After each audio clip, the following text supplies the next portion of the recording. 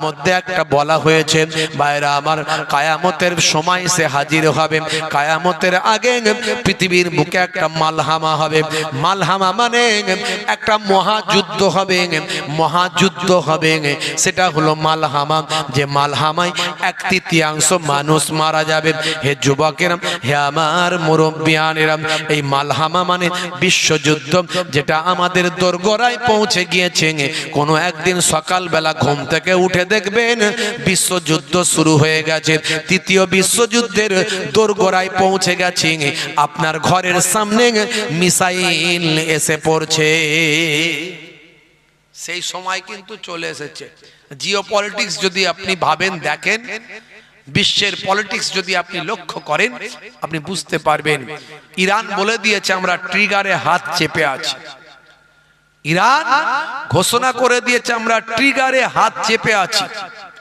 এখন আমেরিকার main target হলো, ইসরায়েলের মেন টার্গেট হলো ইরানকে ধ্বংস করা। ইরান এমন অস্ত্র তৈরি করেছে, পৃথিবীর বুকে only one Muslim country in the world, একটাই পৃথিবীর বুকে মুসলিম কান্ট্রি আছে যে যাকে আমেরিকাও ভয় পাচ্ছে, সেটা হলো ইরান। সেই ইরান ভিতরে ভিতরে এমন অস্ত্র তৈরি করেছে, ইরানকে অ্যাটাক করতে ভয় পাচ্ছে। ইরান লাস্ট থ্রেট দিয়েছে, আমরা ট্রিগারে কিন্তু হাত চেপে আছি, যে কোনো সময় ট্রিগার টেনে দেব, পৃথিবীতে যুদ্ধ শুরু হবে। সেই যুদ্ধ হবে পৃথিবীর ভয়ঙ্কর যুদ্ধ, তৃতীয় বিশ্বযুদ্ধ। ভাই আমার, যে যুদ্ধ হবে পরমাণু বোমার যুদ্ধ। এই পরমাণু বোমার যুদ্ধ হওয়ার পরে পৃথিবীর বুকে আর আধুনিকতা বলে কোনো জিনিস থাকবে না। আবার মানুষ যে কজন বেঁচে থাকবে তারা আগের যুগে ফিরে যাবে। এই মোবাইল টোবাইল আর কিছু থাকবে না, সব শেষ হয়ে যাবে। টাওয়ারই থাকবে না, নেটওয়ার্কই থাকবে না, টেকনোলজি থাকবে না। কিসের মোবাইল? আপনার খেলনা হয়ে যাবে। যে কজন বেঁচে থাকবে, যদি মোবাইল থাকে খেলনা হয়ে যাবে। সেই বিশ্বযুদ্ধের দোরগোড়ায় আমরা পৌঁছে গেছি। এগুলো কিয়ামতের আলামত। আল্লাহ বলছেন, বান্দা তোরা যদি আমার ইবাদত না করিস তাহলে ধ্বংসপ্রাপ্ত হবি। এটা আল্লাহর কোরআনে বলা হয়েছে। তা আমরা আস্তে আস্তে ধ্বংসপ্রাপ্তের দোরগোড়ায় পৌঁছে গেছি। আজকে বিপদের মধ্যে আছি। তরুণ যুবকেরা, হে আমার বন্ধুরা, শুনে রেখে দিন বাবা, জেনে রেখে দেন, আমার আল্লাহ ফেরাউনকে ধ্বংস করেছে। ফেরাউনের নাম নিশানা মুছে দিয়েছেন, ফেরাউনের চক্রান্তকে বরবাদ করেছেন। মুসা নবীকে আমার আল্লাহ হেফাজত করেছেন। আমার আল্লাহ নমরুদের নাম নিশানা মিটিয়ে দিয়েছেন, নমরুদের চক্রান্তকে ব্যর্থ করেছেন। ইব্রাহিম নবীর শান মান ইজ্জতকে বুলন্দ করেছেন। হে তরুণ যুবকেরা, হে আমার মুরব্বিয়ানেরা, শুনে রেখে দিন বাবা, জেনে রেখে দেন মুসলমান, আমার আপনার নবী আখিরি জামানার পয়গম্বরের শত্রু আবু জাহিল আবু লাহাবের শান, আবু জাহিল আবু লাহাবের সমস্ত চক্রান্তকে ব্যর্থ করেছেন, তাদের ধ্বংস করেছেন, তাদের নাম নিশানা বরবাদ করেছেন। আমার আল্লাহ তাআলা আমার আপনার নবীর ইজ্জত সম্মানকে বুলন্দ করেছেন। হে যুবক, তুমি চিন্তা করো না, তুমি আল্লাহর হয়ে যাও। মাল্লাহুল মাওলা ফালাহুল কুল। বান্দা যখন আল্লাহর হয়ে যায়, কুল মাখলুকাত তার গোলাম হয়ে যায়। মান কানা লিল্লাহি কানা আল্লাহু লাহু। যে বান্দা আল্লাহর হয়ে যায়, স্বয়ং আল্লাহ তার হয়ে যান। হে যুবক, তুমি মনে করো না তুমি দুর্বল। হে যুবক, তুমি মনে করো না তুমি ছোট। হে যুবক, তুমি মনে করো না তুমি ক্ষুদ্র। হে যুবক, তুমি মনে করো না তুমি স্বল্প। হে যুবক, তুমি মনে করো না তুমি দুর্বল। না না না, তোমার সঙ্গে যদি আল্লাহর শক্তি থাকে, পৃথিবীর সব শক্তি তোমার পায়ের তলায় গড়াগড়ি খাবে। জোরে হবে না? আর জোরে হবে না? বন্ধুরা আমার, তরুণ যুবকেরা আমার, হে আমার মুরব্বিয়ানেরা, হে আমার বন্ধুরা, শুনে রেখে দেন, পশ্চিম আফ্রিকার একটা ছোট্ট দেশ, এই ছোট্ট দেশটা ভাইরা আমার, তরুণ যুবকেরা, মুরব্বিয়ানেরা আমার, হে মুসলমান একটু লক্ষ্য করুন, এই পশ্চিম আফ্রিকার একটা ছোট্ট দেশ, যে ছোট্ট দেশটা হলো পৃথিবীর 4 নাম্বার সোনা উত্তোলনকারী দেশ, যে দেশটাতে আমার আল্লাহ সবচেয়ে বেশি সোনা দান করেছেন। হে তরুণ যুবকেরা, হে আমার বন্ধুরা, বিগত 100 বছর ধরে ফরাসিদের উপনিবেশ ছিল ওই দেশটি। হে তরুণ যুবকেরা, হে আমার মুরব্বিয়ানেরা, ভাইরা আমার, শুনে রেখে দেন, জেনে রেখে দেন, সেই ছোট্ট দেশটার একজন রাষ্ট্রপতি আজকে আবির্ভাব ঘটেছে, সেনানায়কের আবির্ভাব ঘটেছে। তার নাম হলো ভাই আমার ইব্রাহিম ট্রাওরে। ইব্রাহিম ট্রাওরে হলো ওই ছোট্ট দেশটার সেনানায়ক। ভাই আমার, দোস্ত আমার, 2022 সালে গণ অভ্যুত্থানের মাধ্যমে ভাই আমার জালেম সরকারকে উৎখাত করে ওই ফরাসিদের ভাই আমার বসিয়ে রাখা কাঠের পুতুল সরকার তাকে উৎখাত করে ইব্রাহিম ট্রাওরের নেতৃত্বে ভাই আমার জাতীয়তাবাদী একটা দল, সেনাদের দল, সেনানায়কের দল ভাই আমার ক্ষমতায় এসেছে। সেই সেনানায়কের দলের যিনি প্রেসিডেন্ট, সেনানায়ক, তার নাম হলো ইব্রাহিম ট্রাওরে। এ তরুণ যুবকেরা, দীর্ঘ 100 বছর ধরে যেই দেশটি থেকে কাঁচা সোনা তুলে নিয়ে ফ্রান্স, ফরাসিরা তারা টন টন গাড়ি করে তুলে নিয়ে চলে গেছে, আর যে আফ্রিকা, পশ্চিম আফ্রিকার ওই ছোট্ট দেশটি বাবা ভাইরা আমার, তরুণ যুবকেরা আমার, বুরকানি ফাঁসিও ভাই আমার, দোস্ত আমার, এই ছোট্ট দেশটা ভাইরা আমার গরিব অসহায় অবস্থায় জীবন যাপন করেছে, যাদের ছেলেরা, যুবকেরা, বাচ্চারা অনাহারে ওয়ার্দাহারে দিন কাটিয়েছে। অথচ সেই দেশ থেকে সোনা তুলে নিয়ে চলে যাওয়া হয়, সে দেশের মানুষ অনাহারে ওয়ার্দাহারে দিন কাটায়। এইভাবে তারা উপনিবেশিক শাসন ব্যবস্থা কায়েম করেছিল। সারা পৃথিবীর মুসলিম দেশগুলোকে আমেরিকার নেতৃত্বে এইভাবেই তারা রাখতে চায়। আজও আমেরিকা পৃথিবীর অনেক মুসলিম দেশগুলোর উপর এইভাবেই ছড়ি চালায়, তাদের উপর এইভাবেই প্রভুত্ব স্থাপন করেছে। হে তরুণ যুবকেরা, 2022 সালে ইব্রাহিম ট্রাওরের নেতৃত্বে ভাই আমার ক্ষমতার বদল হয়েছে। ইব্রাহিম ট্রাওরে ক্ষমতায় আসার পরে ফ্রান্সের সেনাবাহিনীর উপর চরম হুঙ্কার দিয়ে তাদের বিতাড়িত করেছে। একটা দুর্বল শক্তি, দুর্বল দেশের দুর্বল নেতা, আল্লাহ তার শুধু মাদাত করছে। ভাবুন, সে তো দুর্বল, তার কোনো ক্ষমতা নাই। একটা দেশের তিনি সৈনিকের দায়িত্বে পালন করেছিলেন, সেখান থেকে গণ অভ্যুত্থান করলেন। ফ্রান্সের মতো সুপার পাওয়ার, তাদের নেতৃত্বে একটা দেশ শাসন হচ্ছে, সেই দেশের সেনাদেরকে হুমকি দিলেন, বেরিয়ে যাও, কারণ সরকার পাল্টে গেছে। দেশের জনগণের পক্ষ থেকে সরকারে এসেছেন ইব্রাহিম ট্রাওরে। হে তরুণ যুবকেরা, তিনি তড়িঘড়ি সৈন্যদেরকে নতুন করে সাজিয়ে ফেললেন। অল্প কিছু দিনের মধ্যে তিনি ঘোষণা করলেন, এদেশের সোনা আর তুলে নিয়ে কেউ যেতে পারবে না। এদেশের সোনা তুলে নিয়ে ফ্রান্সে নিয়ে যাওয়া চলবে না। আমরা এদেশের সোনা ফ্রান্সে আর নিয়ে যেতে দেব না। ফরাসিরা আমাদের উপর কোনো প্রভুত্ব স্থাপন করতে পারবে না। এদেশের সোনা এদেশেই থাকবে। এদেশ থেকে আমরা বিক্রি করে আমার দেশটাকে সোনা আর দেশ বানিয়ে ফেলব। হে তরুণ যুবকেরা, এই ছোট্ট মুসলিম দেশটা, যার নেতা হলেন ইব্রাহিম ট্রাওরে, বা আমার কেবলমাত্র আল্লাহর প্রতি অবিচল বিশ্বাস, কেবলমাত্র দুর্বল ছোট্ট ক্ষুদ্র একটা দেশ সুপার পাওয়ারের মুখোমুখি হয়ে দাঁড়িয়ে চোখে চোখ রেখে কথা বলেন। কিসের শক্তি তার? কেবলমাত্র আল্লাহ প্রদত্ত শক্তি, ইমানি শক্তি। হে মুসলমান, আপনার আমার ইমানি শক্তি যদি বেড়ে যায়, একজন মানুষের ক্ষমতা 10 জনের সমান হয়ে যায়। 10 জনের ক্ষমতা 100 জনের সমান হয়। ভয় পাওয়ার কোনো কারণ নাই। একজনকে আমার আল্লাহ 10 জনের উপর বিজয় দান করেন, 10 জনকে আমার আল্লাহ 100 জনের উপর বিজয় দান করেন, আর 100 জনকে আমার আল্লাহ 1000 জনের উপর বিজয় দান করেন। তার জ্বলন্ত প্রমাণ ভাই আমার এই ছোট্ট আফ্রিকার ছোট্ট দেশ, যার নেতা হলেন ইব্রাহিম ট্রাওরে।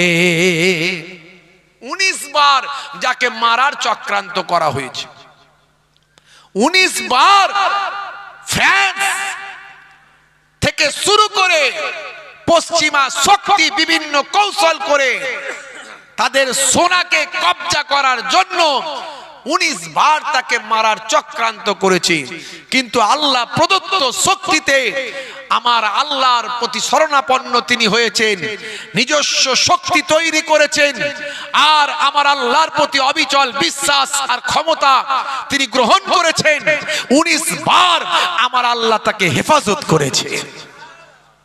ভাইরা আমার, তরুণ যুবকেরা আমার, সেই ইব্রাহিম ট্রাওরে এখন তার দেশকে অনেক শক্তিশালী করে ফেলেছেন।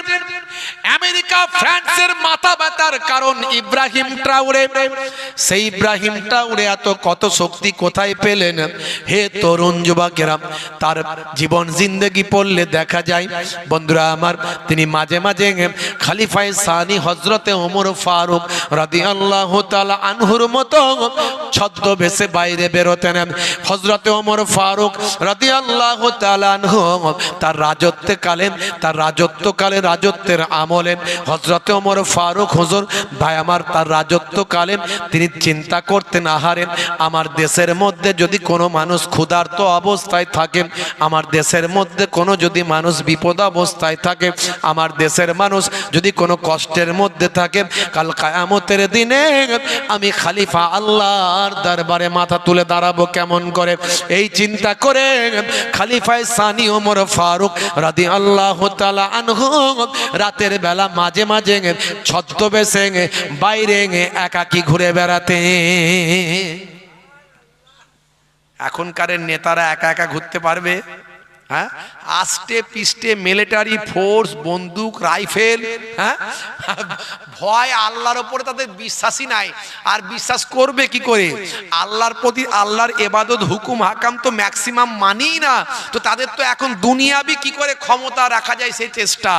আস্তে পিস্টে তারা সৈন্য নিয়ে ভাই আমার, লোকবল নিয়ে, বড় বড় পেশিওয়ালা ক্ষমতাওয়ালা, ওই কি বলে সব এখনকার সব মাসেলওয়ালা লোক নিয়ে ঘুরে বেড়ায়। আর খলিফায়ে সানি ওমর ফারুক তিনি আল্লাহর উপর বিশ্বাস রেখেছিলেন, যদি কেউ আমাকে কোনো শত্রু মেরে দেয়, হ্যাঁ শত্রু ছিল, হত্যাও করা হয়েছিল, শহীদ করা হয়েছিল, হযরত ওমর ফারুককে নামাজে থাকা অবস্থায় শহীদ করা হয়েছিল। তারপরেও কিন্তু তারা শহীদের মর্যাদা লাভ করেছেন, কিন্তু আল্লাহর উপর বিশ্বাসকে নষ্ট করেননি। তারা একাকী ঘুরে বেরিয়েছেন, তাদের বিশ্বাস ছিল আমাকে কে মারবে, যদি কোনো শত্রুর হাতে আমার মৃত্যু হয় সেটা আমি শহীদের মর্যাদা পাবো। ভাইরা আমার, এই চিন্তা করে একাকী তারা রাতের বেলা ঘুরে বেড়াতেন, ছদ্মবেশে ওমর ফারুক হুজুর ঘুরে বেড়াতেন। আপনারা এই ওয়াজ শুনেছেন, কি নিয়ামত করেছিলেন, কি শিক্ষা পেয়েছিলেন তারা। মুসলমান এই আখলাক, এই চরিত্র কোথায় পেয়েছে? আমার নবীর কাছে, আমার নবীর কাছে পেয়েছে। তারা শুধু নামাজি ছিলেন তা নয়, তারা আমার নবীর সব সুন্নতের অনুসরণ করতেন। শুধু নামাজ পড়লেই আপনার মুক্তি নয়, নামাজও পড়তে হবে, নামাজের সঙ্গে সঙ্গে নবী পাকের সব সুন্নতগুলোকে ফলো করতে হবে। এমন অনেক মানুষকে দেখবেন নামাজও পড়ে, চিটিংবাজিও করে, আছে না নাই?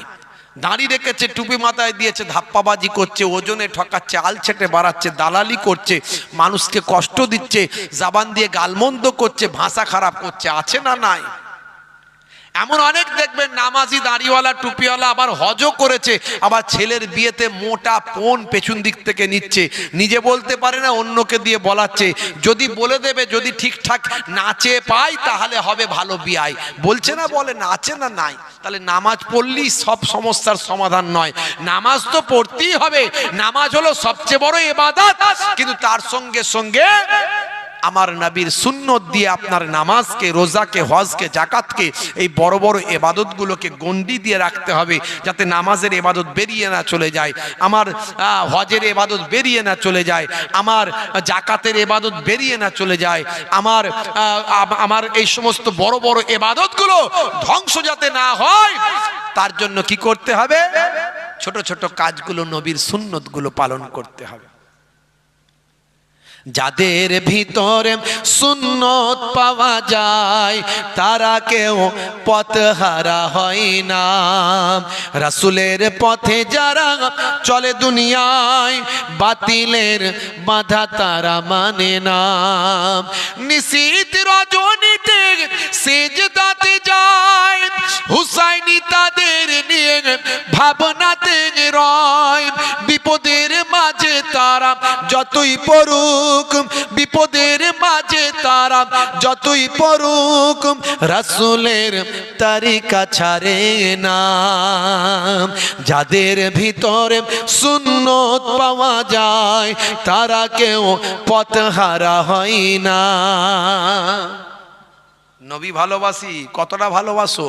বলে হুজুর অনেক ভালোবাসি। কেন হুজুর? আমাদের পাড়ায় তো আই লাভ মোহাম্মদ সাল্লাল্লাহু আলাইহি সাল্লামের ব্যানার টাঙিয়ে দিয়েছি আমরা। ও বিরাট ভালোবাসো তো? বলে হ্যাঁ হুজুর বিরাট ভালোবাসি। আর যেই দিন থেকে শুনেছি এই ব্যানার নিয়ে গন্ডগোল হয়েছে, পরের দিনই আমরা দোকানে গিয়ে 6 জন ছেলে নিজেদের ট্যাগ থেকে পয়সা দিয়ে আই লাভ মোহাম্মদ সাল্লাল্লাহু আলাইহি সাল্লামের 6খানা ব্যানার করেছি হুজুর, করে গোটা গ্রামে রাস্তায় মেরে দিয়েছি। হুজুর বলুন তো ভালোবাসি না বাসি না নবীকে? মারাত্মক ভালোবাসো, কিন্তু তোমার মাথা থেকে পা পর্যন্ত তাকিয়ে দেখছি একটাও তো তোমার সুন্নত নাই। তা কেমন ভালোবাসো? ওই ব্যানার টাঙানো ভালোবাসা? নিশ্চয়ই ব্যানার টাঙিয়েছো, ওটাও যেমন দরকার আছে, মাথা থেকে পা পর্যন্ত নবীর সুন্নতেরও দরকার আছে। নবী ভালোবাসি, নবী ভালোবাসি বললে তো হবে না।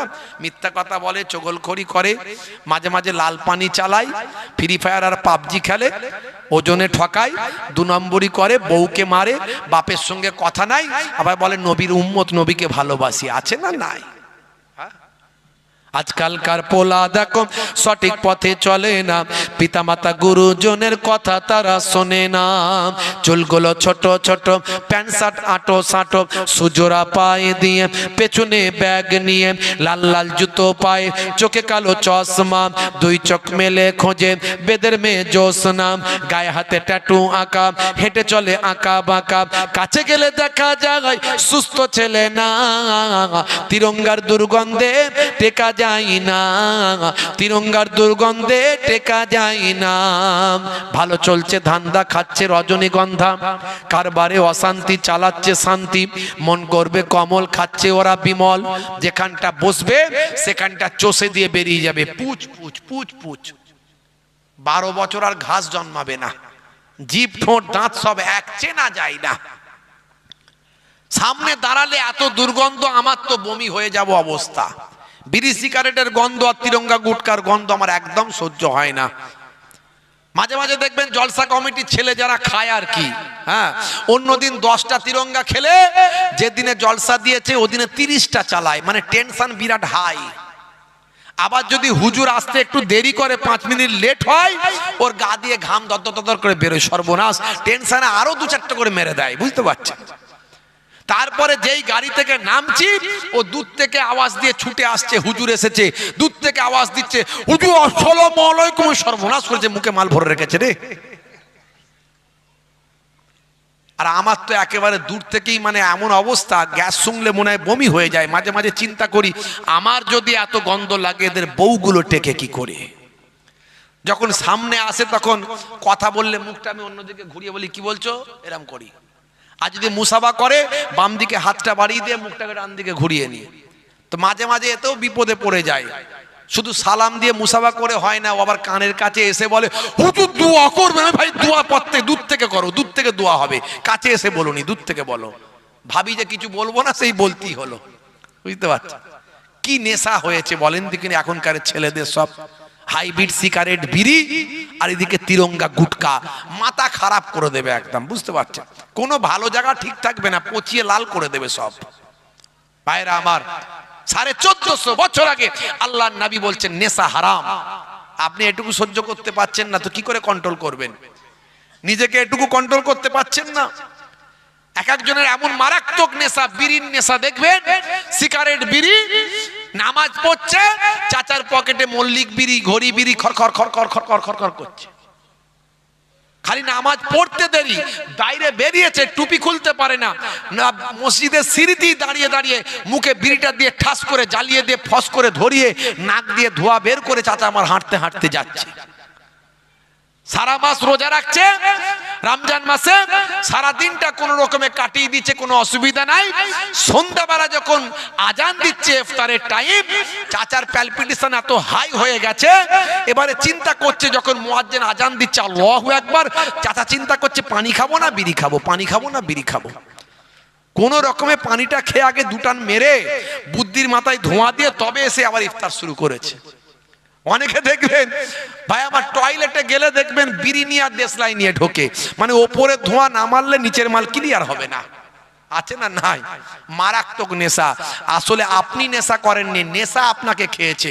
আপনি নেশাকে খাননি, নেশা আপনাকে খেয়েছে। এ আমাদের যে নার্ভ আছে না, নার্ভ, আল্লাহ আমাদের নার্ভকে এত কুদরতি সিস্টেম দিয়েছে, আপনি যেটা পছন্দ করেন আপনাকে নার্ভ সেটাই করাবে। নার্ভ আপনার হৃদয়কে, মনকে উত্তেজিত করে সেটাই করাবে। আপনি যখন নামাজি হয়ে যাবেন, আপনার নার্ভ তখন আপনাকে উত্তেজিত করে বলবে এই নামাজ পড়িসনি, নামাজটা পড়ে যা। নামাজ না পড়লে মন ছটপট ছটপট ছটপট ছটপট করবে। যেমন বিড়ি না খেলে মন ছটপট ছটপট করে, হ্যাঁ, ইফতারের সময় বিড়ি খাবো না পানি খাবো করছেন, সেই রকম নামাজ না পড়লে হবে। তার মানে আপনি বুঝতে পারবেন যে আপনি আল্লাহর মাকবুল বান্দা হয়ে গেছেন। আপনার নার্ভ আপনার নামাজের উপর কন্ট্রোল হয়েছে, আর এখন নার্ভ বিড়ির উপরে, তিরঙ্গার উপরে কন্ট্রোল আছে। সুন্নতওয়ালা হয়ে যান। বড় বড় পৃথিবী বিখ্যাত বিখ্যাত নায়ক, গায়ক, খেলোয়াড়, প্লেয়ার, নেতা, মন্ত্রী, কেসিয়াস, কেলে, টাইসন, গ্যারি মিলার, জেনিফার, এদের সবার তো জীবনী আমি এর আগে বলেছি। ইন্টারনেট সার্চ করবেন, কম বেশি 30,000 বক্তব্য আছে আমার, 30,000 কম বেশি বক্তব্য আছে। গ্যারি মিলারের কথা বলেছি, জেনিফারের কথা বলেছি, টাইসনের কথা বলেছি, ভাই আমার কেসিয়াস কেলের কথা বলেছি, মেসুত ওয়াজিরের কথা বলেছি, জুনায়েদ জামশেদের কথা বলেছি, হাসিম আমলার কথা বলেছি। কার কথা বলিনি? এত বড় বড় সেলিব্রিটি তারা নবীর শিষ্য হয়েছে, কোরআনের প্রেমিক হয়েছে, আল্লাহকে মেনেছে, নবীকে মেনেছে। তারা পৃথিবী, তাদের কোনো অভাব ছিল না, তাদের সম্মান, টাকা পয়সা, ইজ্জত কোনো অভাব ছিল না। একটা অটোগ্রাফ নেওয়ার জন্য মানুষ লাইন দিয়ে দাঁড়িয়ে থাকে, সেই লোকগুলো কোরআনের প্রেমিক হয়েছে। আর আমি আপনি কত বড় কি হয়েছি, কোরআন বুঝি না, নবী বুঝি না, সুন্নত ভালো লাগে না, নামাজ ভালো লাগে না। কদিন বাঁচবেন বাপ, দুঃখ নেবেন না, কষ্ট নেবেন না। ইব্রাহিম ট্রাওয়ারের মতো মানুষ, একটা দুর্বল ছোট্ট দেশের ছোট্ট একজন সেনানায়ক, আমেরিকার মতো দেশ, ফ্রান্সের মতো দেশকে নাকানি চোবানি খাওয়াচ্ছে কি করে? একমাত্র তার ঈমানি শক্তি, আল্লাহ প্রদত্ত মাদাত পেয়েছে। কোথা থেকে শিখেছে? আমার আপনার নবীর কাছ থেকে শিখেছে। আমার আপনার নবীর কাছ থেকে খলিফায়ে সানি ওমর ফারুকের জীবনী আপনাদের জানা আছে। রাতের অন্ধকারে ঘুরে ঘুরে বেড়াচ্ছেন, হঠাৎ হযরতে ওমর ফারুক রাদিয়াল্লাহু তাআলা আনহু একটা তাঁবুর ভিতরে দেখতে পেলেন আলো জ্বলছে। বাবা, এত রাত্রে, গভীর রাত্রিতে এই তাঁবুর ভিতরে কেন আলো জ্বলে? সেখান থেকে বাচ্চাদের কান্নার আওয়াজ পেলেন। হযরত ওমর ফারুক ছদ্মবেশী অবস্থায় আছেন, লোকে তাকে চেনে না। তিনি যে খলিফায়ে সানি, খলিফাতুল মুসলিমিন, আমিরুল মুমিনিন, পৃথিবীর অর্ধেকটার যিনি শাসনকর্তা, তিনি শহরে ঘুরে বেড়াচ্ছেন। হে তরুণ যুবকেরা, তিনি তাঁবুর কাছে গিয়ে দেখেন বাচ্চারা কান্না করছেন। দূর থেকে আওয়াজ দিয়ে বললেন, কে আছো বাবা? বাচ্চারা কাঁদে কেন? বাচ্চাদের কান্নার কারণটা আমাকে বলো, আমি একজন পথিক, আমি কান্নার কারণটা জানতে পারলে তাদের সমস্যার সমাধান আমি করতে পারবো।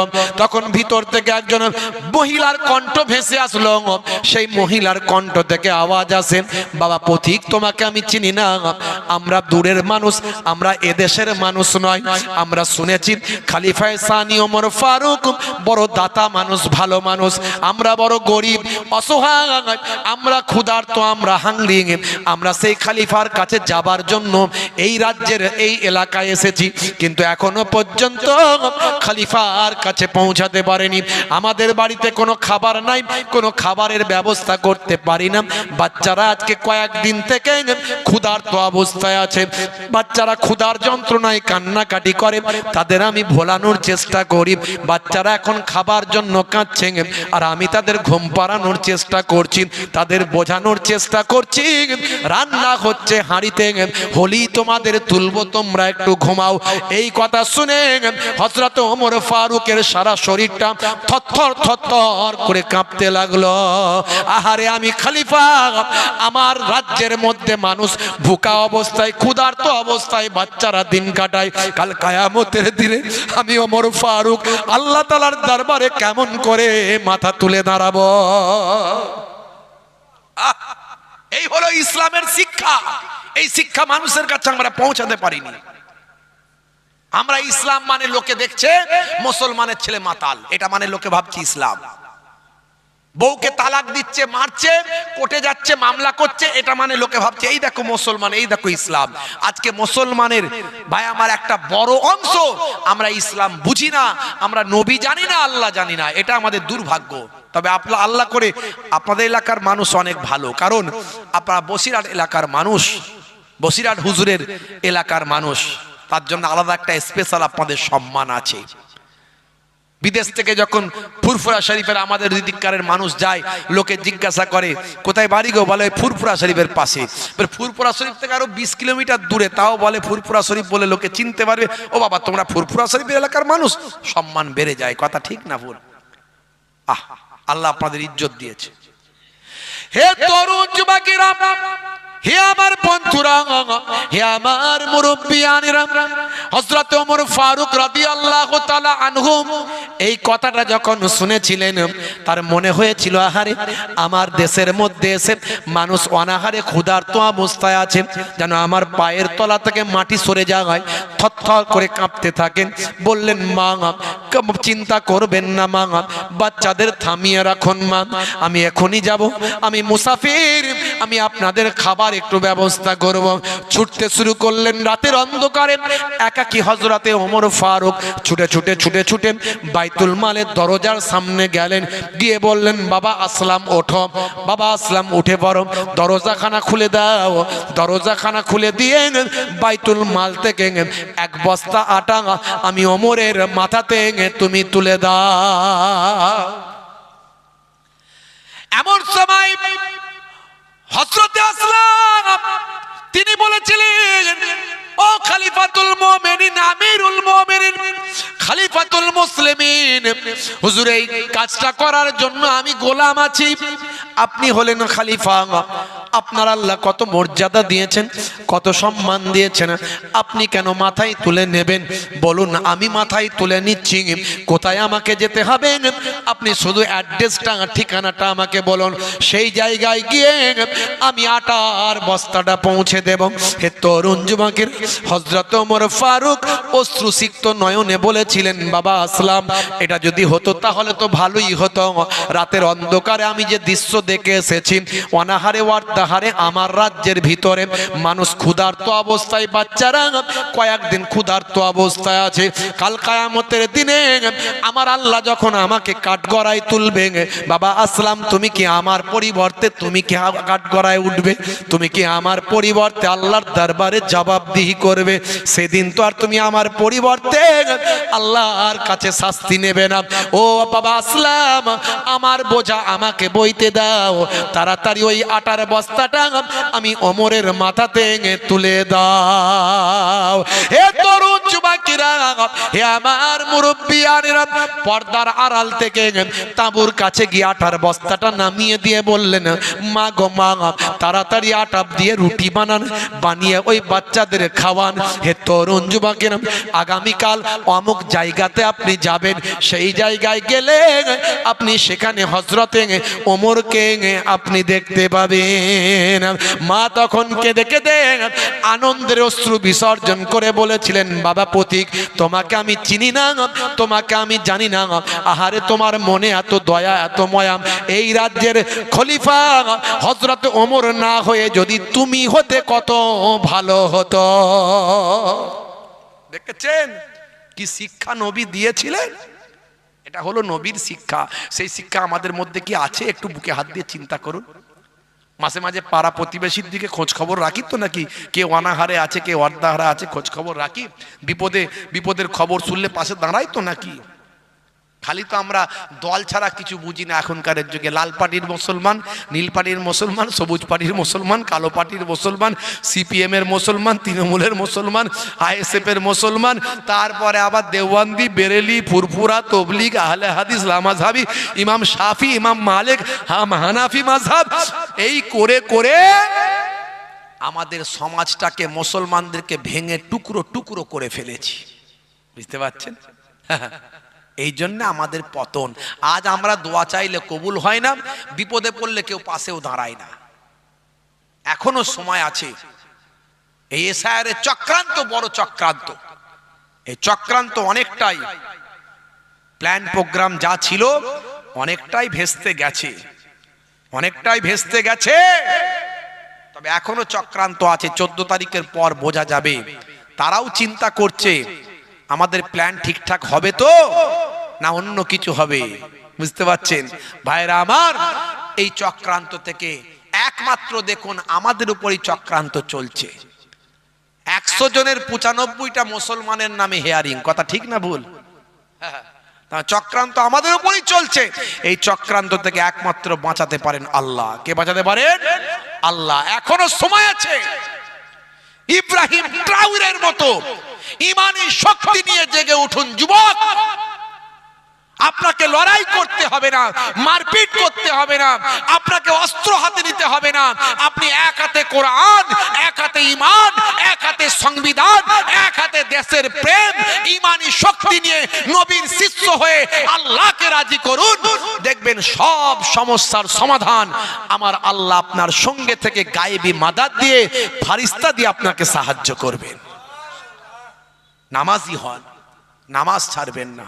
ইব্রাহিম ট্রাউরের জীবনীটা দেখুন একবার, কিভাবে আফ্রিকার এই ছোট্ট দেশটাকে তিনি রক্ষা করছেন।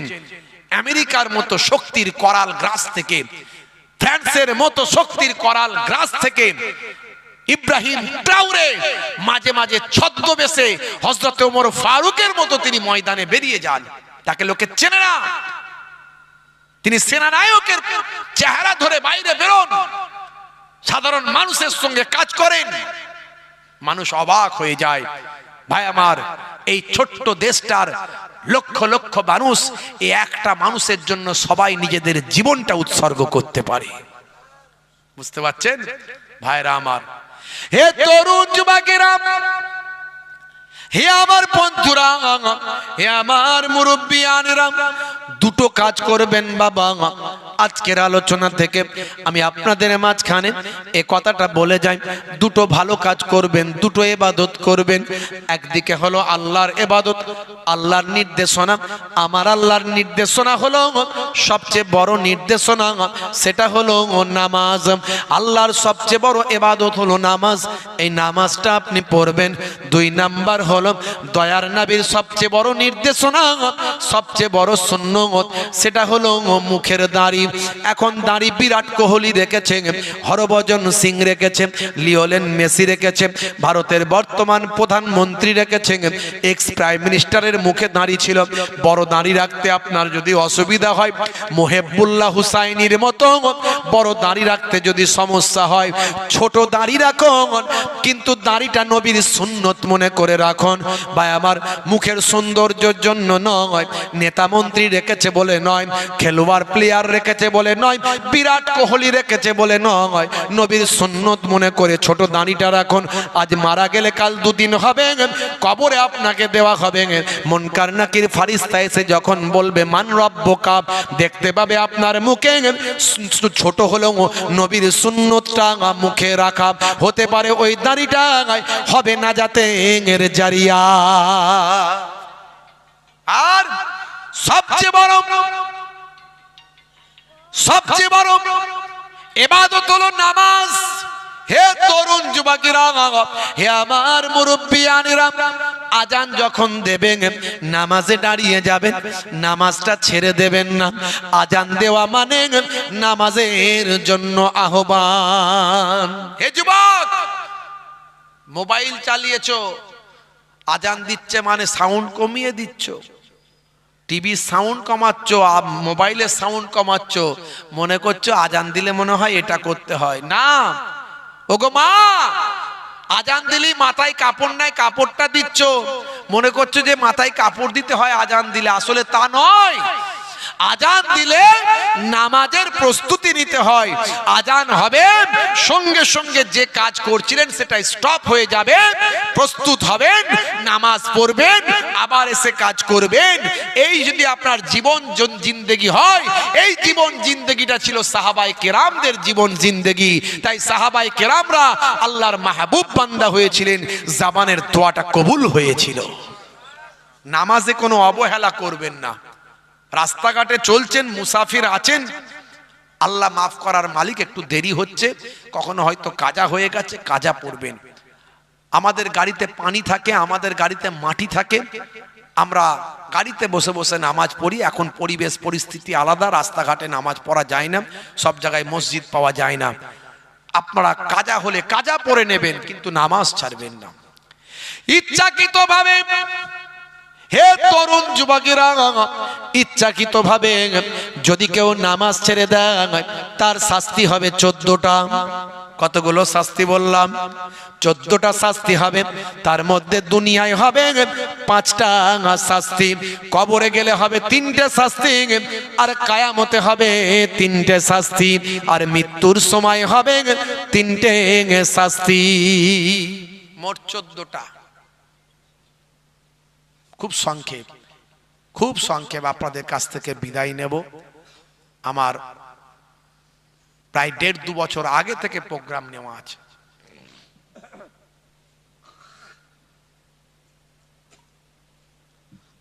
না হলে একটু সময় বেশি থাকতাম। যাই হোক, ওয়াজ বেশিক্ষণ যে আমার শুনতে হবে এমন নয়। যেটুকু কথা আলোচনা করলাম, আমাকে আল্লাহ রাব্বুল আলামিন এবং আপনাদের সকলকে আমল করার তৌফিক দান করেন। বলুন আল্লাহুম্মা আমিন, বলুন আল্লাহুম্মা আমিন। 14টা শাস্তি হবে বেনামাজি বান্দার জন্য।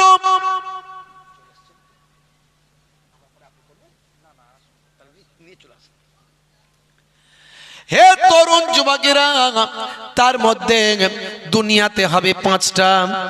কি বলে দেবো? বলবো না? না বললে হবে? একটু হ্যাঁ হু দেন। হ্যাঁ, একটু তাকবীর দেন, নারে তাকবীর। ভোটের সময় মাঝে মাঝে মিছিল হয় তো নাকি? এদিকে হয়, একটু আপনারা মাঝে মাঝে বেরোন, আওয়াজ টাওয়াজ দেন।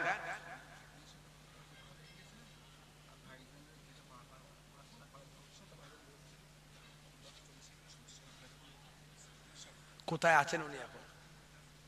কতক্ষণ লাগবে ওখান থেকে? কিছু বুঝতে পারছি না আপনার কথা। দরুদ শরীফ আল্লাহুম্মা।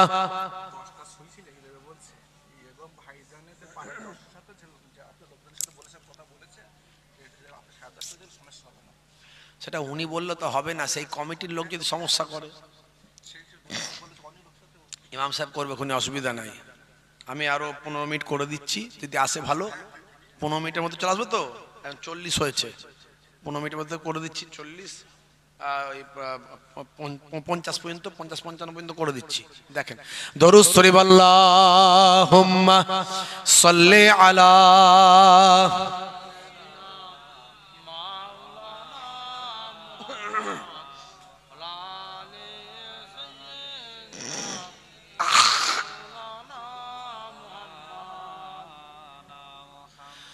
হে তরুণ যুবকেরা, হে আমার বন্ধুরা, শুনে রেখে দিন বাবা, বেনামাজি বান্দা ভাই আমার শাস্তি হলো 14টা।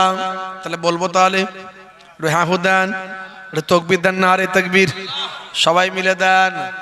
ভোটের সময় আপনারা মিছিল টিছিলে বেরোন তো নাকি? হ্যাঁ, দায় এদিকে লড়তে হবে লড়তে হবে লড়তে হবে লড়তে হবে, ভোট দেবেন কোনখানি আমাদের ওইখানি, কল হবে রাস্তা হবে পায়খানা হবে, কল হবে রাস্তা হবে পায়খানা হবে। বাপ রে বাপ, চাচা আমার বেরিয়েছে বেঁকে বেঁকে, আছে না নাই? 70 বছরের চাচা বেঁকে বেঁকে খেঁচে খেঁচে দৌড়চ্ছে। চাচা গলা তো বসিয়ে ফেলেছো। বলে বুঝিসনি বাবু, দাদা দিদিকে খুশি করার ব্যাপার ছিল। দাদা এটা, চাচা এটা খুব ভালো বুঝেছে, দাদা দিদিকে খুশি করতে হবে। চাচা এটা বুঝুনি, আল্লাহকে খুশি করতে হবে। রাগ করবেন না বাপ, দাদা দিদিকে খুশি করুন। আমি আর বিরোধী নয়, আমি কোনো পার্টি পলিটিক্সের লোক নয়, আপনি করুন, অসুবিধা নাই।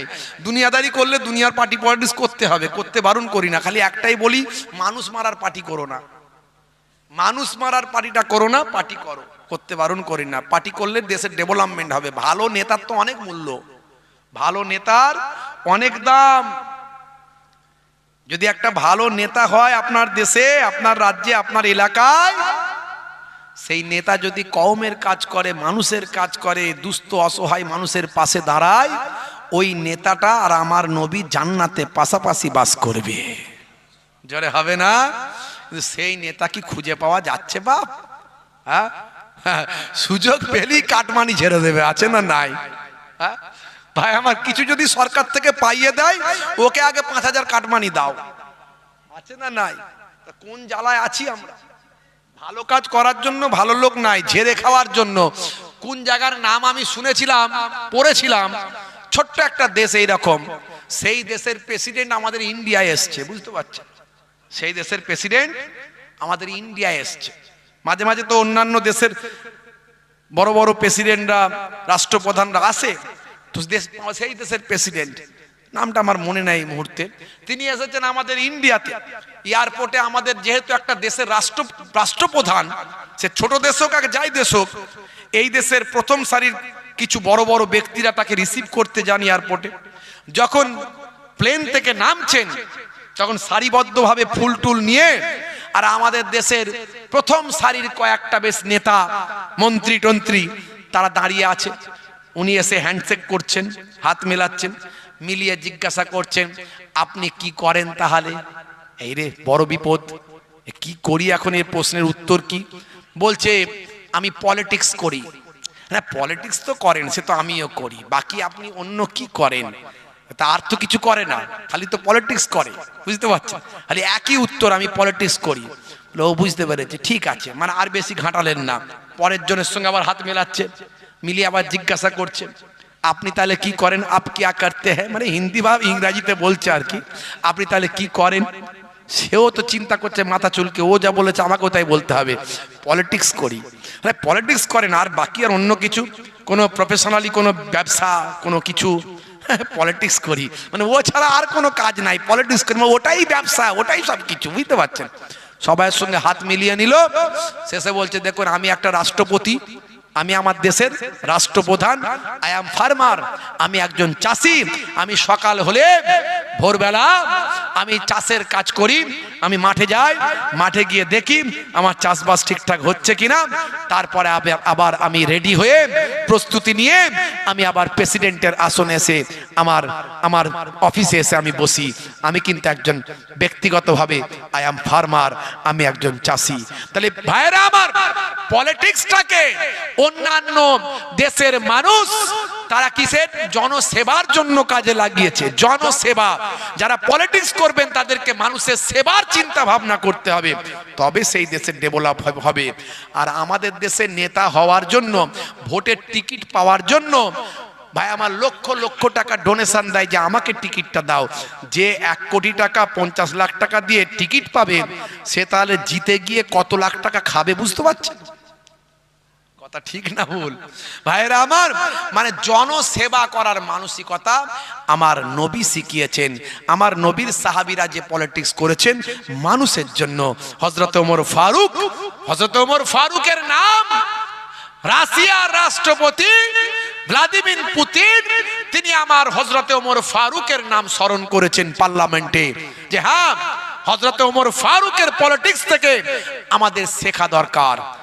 একজন দিল্লির ভাই আমার মুখ্যমন্ত্রী ছিলেন অরবিন্দ কেজরিওয়াল।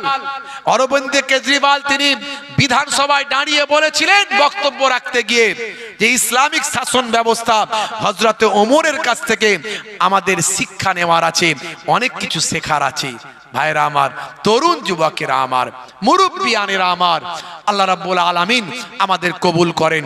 তো দুনিয়াদারি করছেন, দুনিয়ার রাজনীতি করুন, করতে বারণ করি না, কিন্তু মানুষের জন্য, জনগণের জন্য নবীর সুন্নতের তালিকায় করুন। মরে গেলেও জিন্দা থাকবেন। সবচেয়ে বড় সেবার কাজ করা যায় রাজনৈতিক প্ল্যাটফর্ম থেকে।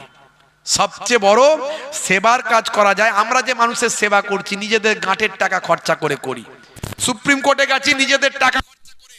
হুজুররা শুধু ওয়াজ করে টাকা নেয় তা নয়, আমরা আমাদের কাজগুলো করি। আমাদের কম বেশি প্রায় সমস্ত আলেম ওলামাদের নিজস্ব প্রতিষ্ঠান আছে, সেগুলো চালাই।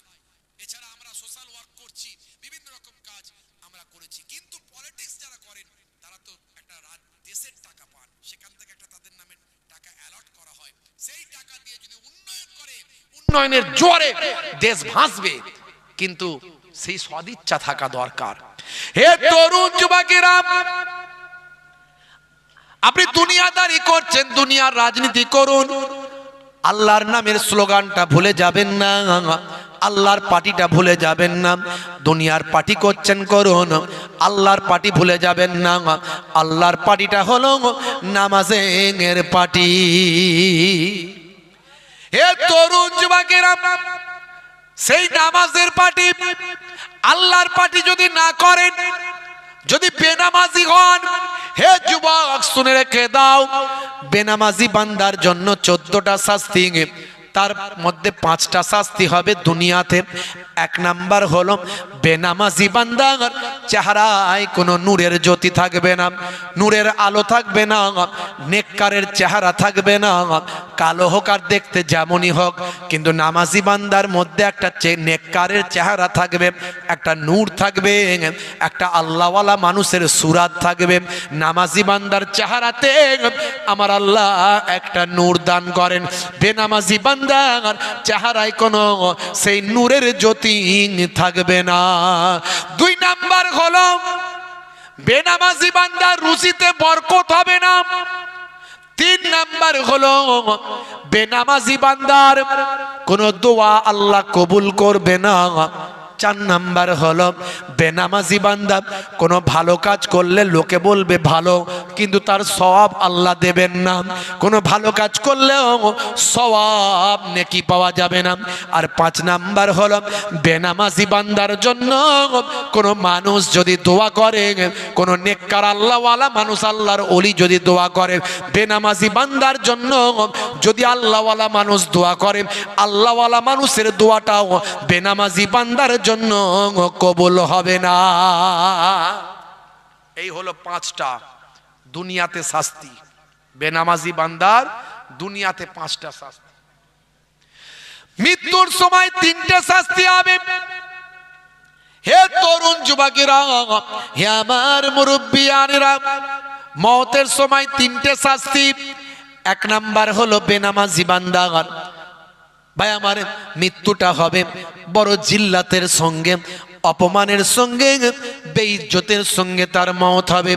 2 নাম্বার হলো বেনামাজি বান্দা, 2 নাম্বার শাস্তি হলো প্রচন্ড ক্ষুধার্ত অবস্থায় মারা যাবে। মনে হবে বড় ক্ষুধা লেগেছে, বড় ভোক লেগেছে, যদি খাবার পেতাম সব আমি খেয়ে ফেলতাম, কিন্তু খাবার তার পেটে ঢুকবে না, ক্ষুধার্ত অবস্থায় মারা যাবে। 2 নাম্বার শাস্তি। আর 3 নাম্বার শাস্তি হলো বেনামাজি বান্দা, হে তরুণ যুবকেরা, অত্যন্ত পিপাসা অবস্থায় থাকবে। এতটাই পিপাসা থাকবে মনে হবে সব পানি আমি খেয়ে ফেলব, কিন্তু পানি মুখে দিলে পানি ভিতরে তার ঢুকবে না। এই 3টে শাস্তি মৃত্যুর সময় হবে। কবরে গেলে 3টে শাস্তি হবে। একদিকের কবর, একদিকের কবরের মাটি, আর একদিকের কবরের, ভাই আমার একসঙ্গে লেগে যাবে। একদিকের কবরের মাটি এমন ভাবে পিসাই করবেন, সারা শরীরটাকে গুঁড়ো করে দেবেন। এই কবরের মাটি একসঙ্গে মিলিত হবে, তাকে গুঁড়ো করে ফেলবেন। আবার আল্লাহর কুদরতি ক্ষমতায় গোটা হয়ে যাবে, আবার গুঁড়ো হবে, আবার গোটা হবে। এইভাবে শাস্তি চলতে থাকবে। এটা হলো 1 নাম্বার। 2 নাম্বার হলো ভাই আমার সুজা আকরা নামক কবরে একটা ভয়ঙ্কর সাপ নিয়োগ করা হবে, যে সাপটা জামিনে যদি একবার দুনিয়াতে নিঃশ্বাস ফেলত, কায়ামত পর্যন্ত সেখানে ঘাস আর জন্ম হতো না। সেই ভয়ঙ্কর সাপ, যন্ত্রণাদায়ক সাপ, সেই সাপটাকে দংশনটা করতে থাকবে। এটা এক ধরনের শাস্তি। আর 3 নাম্বার শাস্তি হলো কবরটা আগুনের কুণ্ডুতে পরিণত হবে, আগুনটা আর কবরে জ্বালিয়ে দেওয়া হবে, সারা শরীর পুড়ে কয়লা হয়ে যাবে। এই শাস্তি তার চলতে থাকবে। লোকে বলবে হুজুর মাঝে মাঝে আমরা পুরানো কবরের ধারে গিয়ে দেখি, ভাঙা কবরের ধারে গিয়ে দেখি কোনো শাস্তি তো দেখতে পাই না। আপনি মাঝে মাঝে স্বপ্ন দেখেন ঘুমের ঘরে, ঘুমের মধ্যে স্বপ্ন দেখেন, যারা জেগে আছে তারা কিছু দেখতে পায় না, বুঝতেও পারে না, কিন্তু আপনি স্বপ্নে দেখছেন, দেখে স্বপ্নের মধ্যে কোনো ভয়ঙ্কর স্বপ্ন দেখছেন, সেই স্বপ্ন দেখে আপনি কষ্ট পাচ্ছেন, সারা শরীর ঘেমে যাচ্ছে, আপনার মনে হচ্ছে আপনি মরে যাচ্ছেন। এই যে কষ্টটা আপনি ঘুমের মধ্যে স্বপ্নের মধ্যে দেখছেন, ওটা স্বপ্ন দেখে আপনি কষ্ট পাচ্ছেন, আপনার শরীরে আঘাত লাগছে, আপনি ঘুমের মধ্যে কষ্ট পাচ্ছেন। পৃথিবীর কোনো মানুষ যারা জীবিত আছে, বেঁচে আছে, তারা কেউ বুঝতে পারে না। কথা ঠিক না ভুল? কবরবাসী ওইভাবেই শাস্তি পাবে, পৃথিবীর কোনো মানুষ টের পাবে না। 3টে শাস্তি হবে কিয়ামতের দিনে। হে তরুণ যুবকেরা, হে আমার মুরব্বিয়ানিরা, শুনে রেখে দিন বাবা, জেনে রেখে দেন মুসলমান ভাইরা আমার। আমার আল্লাহ ওই বেনামাজি বান্দার প্রতি রহমতের দৃষ্টিতে তাকাবেন না, নারাজ থাকবেন, রহমতের দৃষ্টিতে আমার আল্লাহ তাকাবেন না। এটা হলো 1 নাম্বার। 2 নাম্বার হলো ভাই আমার বেনামাজি বান্দার আমল নামাতা বাম হাতে দেওয়া হবে পেছন দিক থেকে, বেইজ্জতের সঙ্গে, অপমানের সঙ্গে। এটা হলো 2 নাম্বার শাস্তি। আর 3 নাম্বার শাস্তি হলো ফারিস্তারা টানতে টানতে জাহান্নামের দরজায় নিয়ে গিয়ে নিক্ষেপ করে দেবে। বেনামাজি বান্দার 14টা শাস্তির কথা নবী বলেছেন। বান্দা নামাজ পড়ো, আঁকড়ে ধরো, ছেড়ো না নামাজ জীবনে, করো না কাজা হবে যে সাজা, দোজখ ঠিকানা আখিরাতে, দোজখ ঠিকানা আখিরাতে। ফজর গেল ঘুমে ঘুমে, জোহর বেলাতে কাজ, আসর গেল তাসার আড্ডায়, মাগরিব হেলা ফেলায়, নামাজ তোমার সঙ্গের সাথী। মুরব্বিয়ানেরা শুনে রেখে দিন বাবা, আমার আল্লাহ মানুষকে সৃষ্টি করে বললেন, এত নিয়ামত তোমাকে দিলাম, তোমাদের সন্তান সন্ততি দিলাম, কাজ কারবার ব্যবসা বাণিজ্য দিলাম। ইয়া আইয়ুহাল্লাযীনা আমানু লা তুলহিকুম আমওয়ালুকুম ওয়ালা আওলাদুকুম আন যিকরিল্লাহ ওয়া মান ইয়াফআল যালিকা ফাউলাইকা হুমুল খাসিরুন। হে মানুষ শুনে রেখে দাও, हे विश्वासी बंदरा, ना भूला दे माल तुम्हारा और औलाद तुम्हारे। তোমরা জানো দুনিয়ার জমিনে তোমাদের মাল মাতা, সন্তান সন্ততি, কাজ কারবার, ছেলে মেয়ে, বিবি বাচ্চা, আল আওলাদ পেয়ে, সম্পদ পেয়ে জানো তোমরা আমি আল্লাহকে ভুলে না যাও। যদি আমি আল্লাহকে তোমরা ভুলে যাও, তাহলে শুনে রেখে দাও তোমরা ধ্বংসপ্রাপ্ত হবে, তোমরা ধ্বংসপ্রাপ্ত হবে। যদি আমরা দুনিয়ায় সব কিছু আল্লাহর নিয়ামত ভোগ করছি, একবার নিজের সৃষ্টি রহস্যের কথা চিন্তা করবেন। মাঝে মাঝে বালিশে মাথা দিয়ে ভাববেন, আমার আল্লাহ কিভাবে জন্ম দিল, মানুষ পৃথিবীতে কত মানুষের আবির্ভাব হলো, আজ তারা দুনিয়া ছেড়ে বিদায় নিয়েছে। একদিন আমাকেও চলে যেতে হবে। জমিন থেকে অটোমেটিক গাছ তৈরি হচ্ছে, আমার আল্লাহ সেই গাছ থেকে ফল দিচ্ছে, সেই ফল থেকে আমরা ধান, আলু, পাট, শস্য, শ্যামলা, ফলমূল ভোগ করছি। এ আল্লাহর নিয়ামত। এসব কি করে হচ্ছে? আকাশ থেকে মেঘ হচ্ছে, পানি আসছে, দিনের বেলা সূর্য উঠছে, আলো হচ্ছে, রাতের বেলা অন্ধকার হচ্ছে। এ সব আল্লাহর কুদরতি ক্ষমতা। সেই আল্লাহ বলছেন, বান্দা সব কিছু নিয়ামত যা দেখছো এ সব আমার তৈরি। জোরে বলুন সুবহানাল্লাহ। হে যুবক, আর কতদিন আল্লাহ বলে থাকবি রে, হে যুবক ফিরে আয়। আর কতদিন নায়ক গায়কের ভক্ত থাকবি? আর কতদিন তুমি গান বাজনা নিয়ে থাকবে যুবক? আর কতদিন তুমি টাকা পয়সার মোহে পড়ে থাকবে রে যুবক? আর কতদিন দুনিয়ার রং তামাশায় মেতে থাকবে রে যুবক? হে যুবক, আজ বেঁচে আছো, কালকে বেঁচে থাকবে কিনা তোমার কোনো গ্যারান্টি নাই। কত মানুষকে তুমি তোমার জীবনে মরতে দেখেছ, কত মানুষকে তুমি দাফন করেছ, কত মানুষের জানাজায় অংশ নিয়েছো যুবক।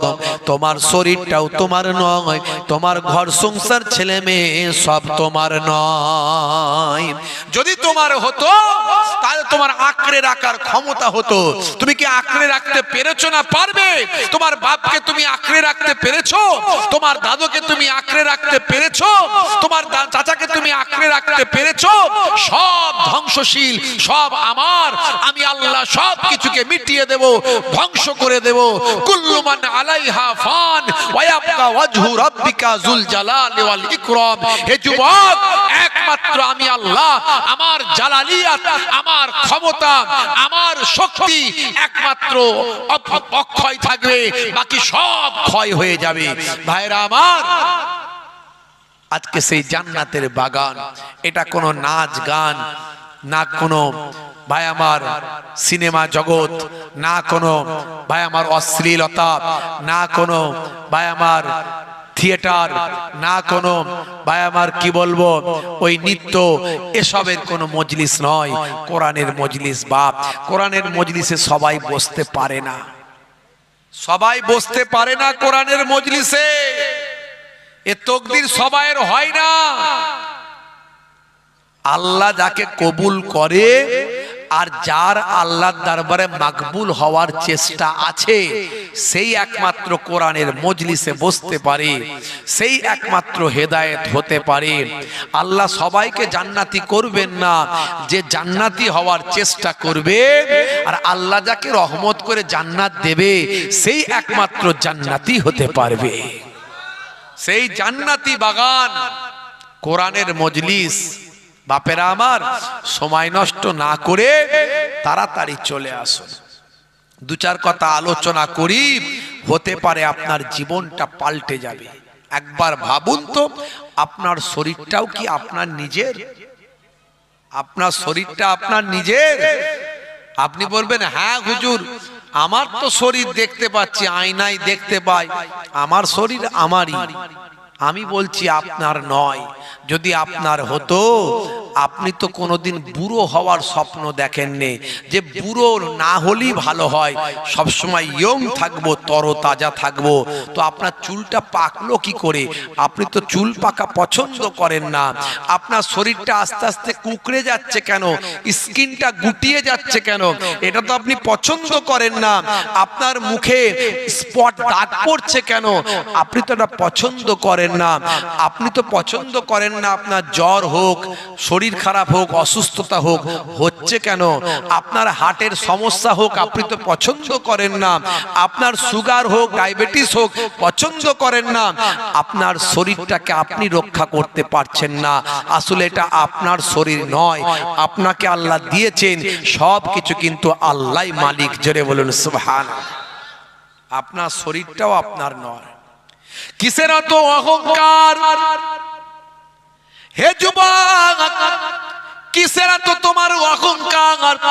তোমার আমি তো তোমার আমিত্বকে তুমি মিটিয়ে দাও, তোমার অহংকারীকে তুমি দূর করে দাও, সচ্চা মানুষ তুমি হয়ে যাও, সচ্চা আল্লাহওয়ালা তুমি হয়ে যাও। নবী পাকের জীবন জিন্দেগিকে ধারণ করো, পৃথিবীর মানুষ তোমাকে স্যালুট করবে। আর তুমি যখন মারা যাবে ফারিস্তারাও তোমাকে ওয়েলকাম, স্বাগতম, স্যালুট জানাবে। হে যুবক শুনে রেখে দাও, তুমি আজকে টাকাওয়ালা হয়েছ, তুমি আজকে ক্ষমতাওয়ালা হয়েছ, তোমার হিম্মত হয়েছে, শরীরওয়ালা হয়েছ, বাহু দেখাচ্ছ, টাকা দেখাচ্ছ, পেছনে লোকবল, জনবল, ধনবল হয়েছে বন্দা।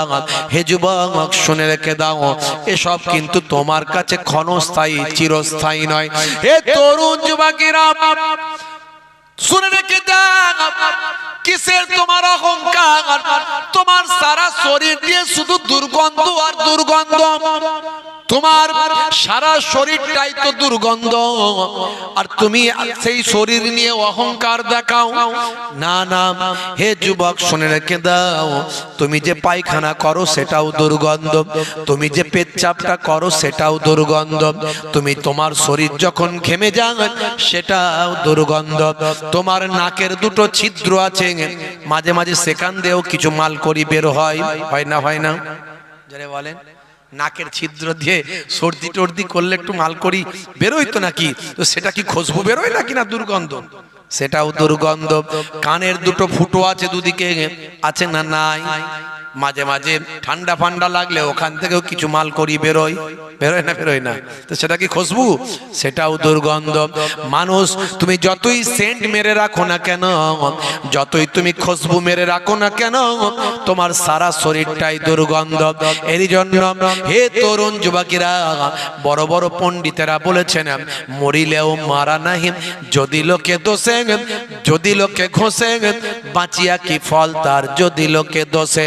মরিলেও মরা নয়, যদি লোকে সুনাম করে, আর বেঁচে থেকে কি লাভ যদি লোকে দুর্নাম করে। দেখিতে পলাশ ফুল অতি মনোহর, গন্ধ নাহি বলে সবে করে অনাদর। পলাশ ফুলও সুন্দর, গোলাপ ফুলও সুন্দর, দুটো ফুলই সুন্দর, কিন্তু রাস্তায় পড়ে থাকলে পলাশ ফুলটা লোক মারিয়ে দিয়ে যায়, গোলাপ ফুলটা তুলে নিয়ে নাকে শুকে পকেটে রেখে দেয়। হে যুবক, তুমি গোলাপ ফুল হয়ে যাও, পলাশ ফুল হয়ে তোমার কোনো লাভ নাই। তুলসী जब जग में आए तू रोए जग हंसे, ऐसी करनी कर चलो तुम हंसो जग रोए। হে তরুণ যুবকেরা, একমাত্র এই চিন্তা, এই চেতনা, এই ভাবনা আপনার একমাত্র তৈরি হবে যদি আপনি বিশ্বনবীর শিষ্য হয়ে যান। এটা একমাত্র আমার নবীর শিষ্য হলে আপনার তৈরি হবে, না হলে আপনি পৃথিবীর যত বড় বড়ই ব্যক্তির শিষ্য হন না কেন, আপনাকে কেউ এই পর্যায়ে নামাতে পারবে না। আপনার একটা গরম থাকবে, হয় টাকার গরম, না হলে সম্মানের গরম, না হলে পয়সার গরম, না হলে সম্পত্তির গরম, না হলে শরীরের গরম, না হলে তাকব ভাই আমার ক্ষমতার গরম, একটা গরম থাকবে। এই গরমটাকে কাটিয়ে দিতে পারে একমাত্র আমার আপনার নবীর সুন্নতের তরিকা। যারে হবে না, সেই সুন্নত ওয়ালা মানুষ হয়ে যেতে হবে। হে তরুণ যুবকেরা, হে আমার বন্ধুরা, হে আমার মুরব্বিয়ানেরা, শুনে রেখে দিন বাবা, জেনে রেখে দেন, আজকে আমরা কঠিন বিপদের মধ্যে দিয়ে যাচ্ছি। আখেরি জামানা, কিয়ামতের আলামত আমাদের উপর আছে। হে তরুণ যুবকেরা, হে আমার মুরব্বিয়ানেরা, শুনে রেখে দিন বাবা, জেনে রেখে দেন মুসলমান, কিয়ামতের বড় বড় আলামত গুলো আস্তে আস্তে প্রকাশ পাচ্ছে। হে যুবকেরা, ঘরে ঘরে অশ্লীলতা পৌঁছে যাবে, ঘরে ঘরে অশ্লীলতা মানুষের ভিতরে ভিতরে ঢুকে যাবে, নাচ গান অশ্লীলতা ঘরে ঘরে ঢুকে যাবে। আজকে দেখুন তো এই মোবাইলটার মাধ্যমে ঘরে ঘরে তো দূরের কথা, প্রত্যেকটা মানুষের পকেটে পকেটে গান বাজনা অশ্লীলতা ঢুকে পড়েছে। 1450 বছর আগে আল্লাহর নবীর কথাটা মিলে গিয়েছে। তবে আপনি মোবাইলটা যদি ভালো করে ব্যবহার করেন, এই মোবাইলটাই আপনাকে টানতে টানতে জাহান্নামার জান্নাতের দরজার দিকে নিয়ে যাবে। এই মোবাইলটা আমার খুলবেন, তাফসীরের কিতাব পাবেন, কোরআন মাজিদ পাবেন, হাদিসের কিতাব পাবেন, সিয়াসিত্তা হাদিস সহ আরো অনেক হাদিস পাবেন, অনেক মাসালার কিতাব পাবেন। এই মোবাইলটা থেকে অনেক ভালো ভালো জিনিস পাবেন। আবার এই মোবাইলটা যদি অন্য কোনো যুবকের খোলা হয়, সেই মোবাইলের ভিতরে গান বাজনা, অশ্লীলতা, অশ্লীল ভিডিও, অশ্লীল ছবি, নায়ক গায়ক, সিনেমা, ভাই আমার বিভিন্ন রকম গান বাজনা, ভাই আমার লুডু তাস থেকে শুরু করে ভাই আমার free fire, PUBG, online game, এই সমস্ত জিনিসগুলো পাওয়া যাবে। তাই মোবাইলটা যদি ভালো কাজে ব্যবহার করেন, এই মোবাইলটা টানতে টানতে জান্নাতের দরজায় নিয়ে যাবে। এই মোবাইলের মাধ্যমে গান বাজনা, অশ্লীলতা পকেটে পকেটে, এগুলো কিয়ামতের আলামত। হে তরুণ যুবকেরা, অর্ধলঙ্গ নারী বাজারে বাজারে, মার্কেটে মার্কেটে, ময়দানে ময়দানে মঞ্চ করে অর্ধলঙ্গ নারী সেখানে হাজির হবে। সেই অর্ধলঙ্গ নারীকে দেখার জন্য, তার নাচ গান অশ্লীলতা দেখার জন্য হাজার হাজার মানুষ সেখানে ভিড় করবে। মানুষ জায়গা পাবে না। একবার ভেবে দেখুন ভাই আমার, দোস্ত আমার।